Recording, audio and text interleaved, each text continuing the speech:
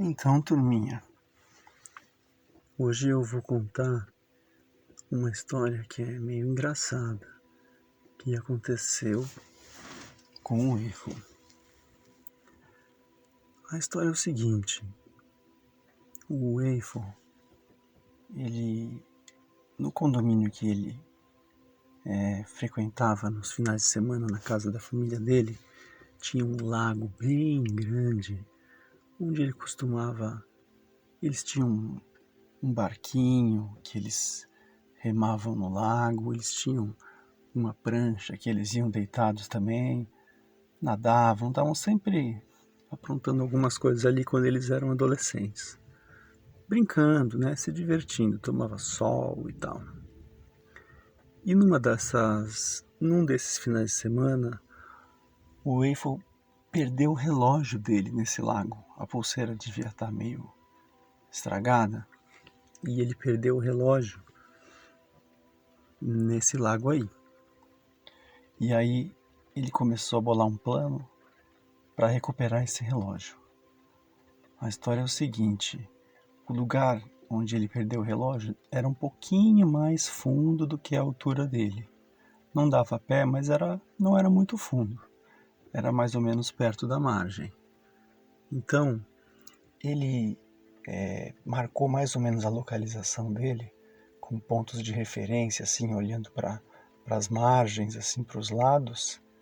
E aí ele nadou um pouco, até ele conseguir pôr o pé no chão, e aí ele foi contando os passos, até chegar na margem, porque ele já foi bolando um plano para recuperar o relógio dele no dia seguinte. Qual era o plano?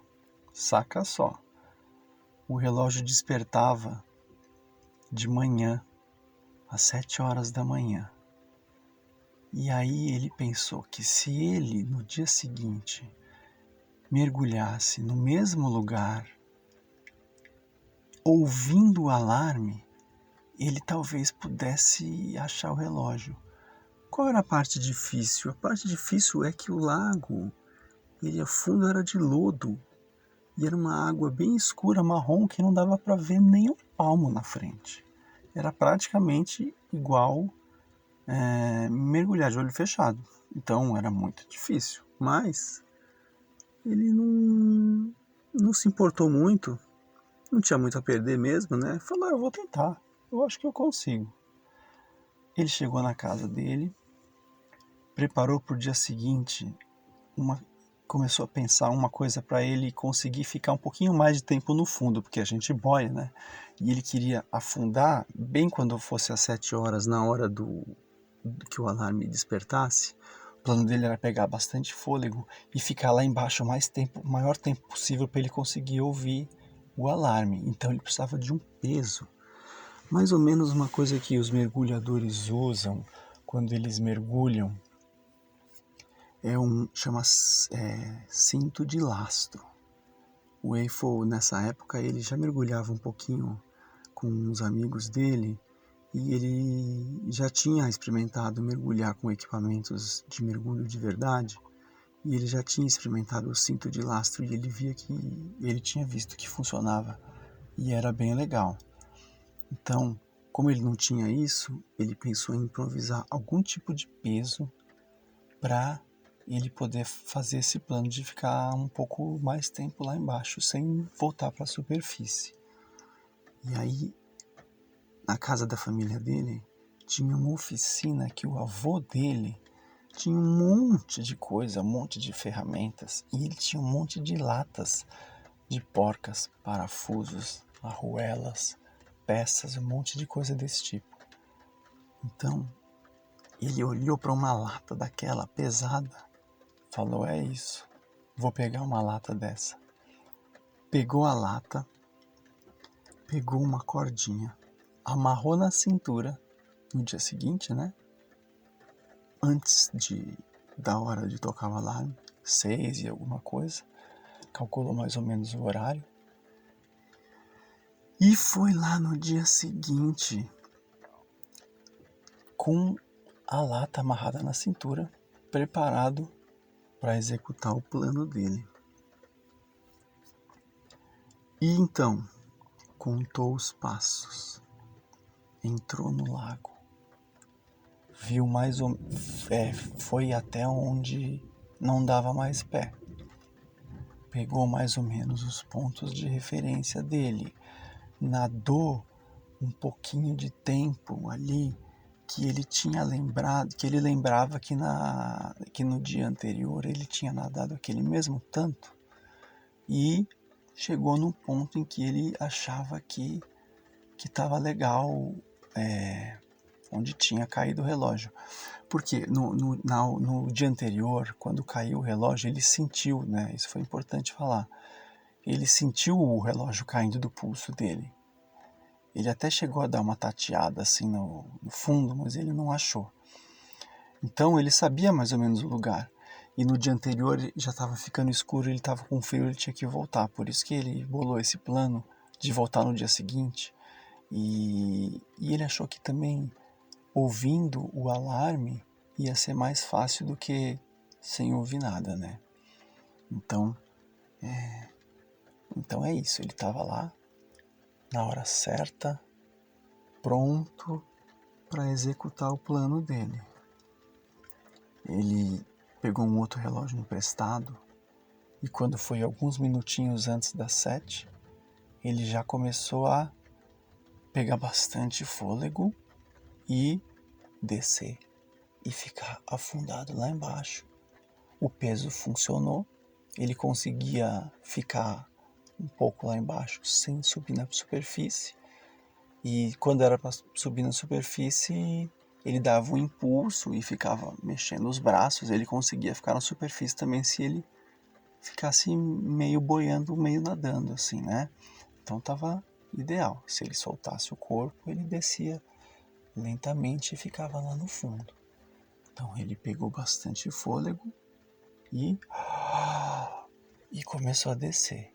E aí, silêncio total, ainda não era 7 horas. E ele ficou lá esperando.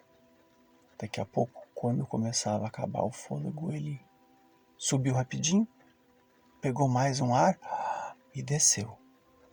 E ficou esperando de novo. Quando foi ali pela segunda ou terceira vez que ele desceu, não é que ele escutou? Ele começou a escutar o relógio. Titi, titi, titi. E aí ele foi tateando no fundo e era lodo puro. Ele também não podia, ele não queria bagunçar o fundo do lodo, porque daí poderia enterrar o relógio mais ainda.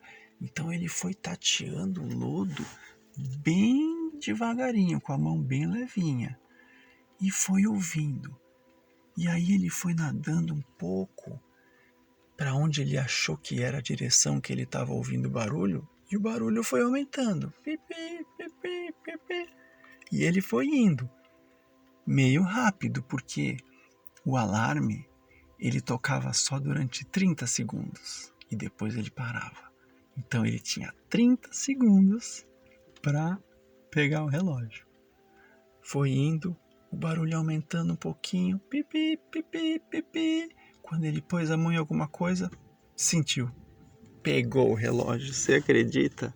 Subiu, olhou pro relógio e era ele mesmo. Ele conseguiu pegar o relógio, cara.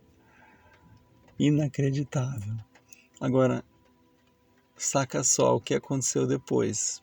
Ele voltou para casa dele com o relógio, feliz da vida, e devolveu a lata lá na oficina do avô dele, porque o avô dele gostava muito das coisas que ele tinha na oficina dele. E aí, beleza, o plano deu todo certo. Quando chegou umas 2 semanas depois, o avô dele chama ele e fala: "Ô Eiffel, o que aconteceu com essa lata?" Quando ele abriu a lata estava toda enferrujada. Ela tinha como se fosse soldado os parafusos um no outro, de tanta ferrugem, sabe? Eles tinham ficado todos presos, enferrujados, grudados no outro, uma crosta assim, um bloco de parafusos enferrujados dentro da lata. Tinha inutilizado tudo, não dava mais para usar nada. Aí o Eiffel falou que eu não sabia de nada e pregou uma mentirinha, que ficou com medo da bronca.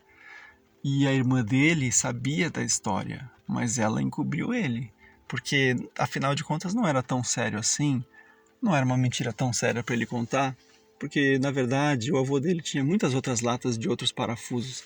Então ele decidiu arriscar e falar: não, não sei de nada não. E aí a irmã dele também não dedurou ele e foi e deu tudo certo. E aí depois, toda vez que o avô dele olhava aquela lata, ele dizia: algum dia eu vou descobrir quem que fez isso com os meus parafusos. Devem ter duendes aqui, viu? Talvez o avô dele até soubesse que era ele que fez alguma estrepulia com os parafusos e deixou quieto. Ou então o avô dele ficou sem saber pro resto da vida o que aconteceu com aqueles parafusos. E esse foi o segredo que ele guardou com a irmã dele até o fim. Os duendes que colaram os parafusos e ninguém sabia o que era. Então essa é a história. Agora a gente pode descansar e descansar bastante, que já deve estar tarde, já deve estar todo mundo com sono. E a gente tem um outro dia de bastante brincadeira amanhã, tá bom? Boa noite.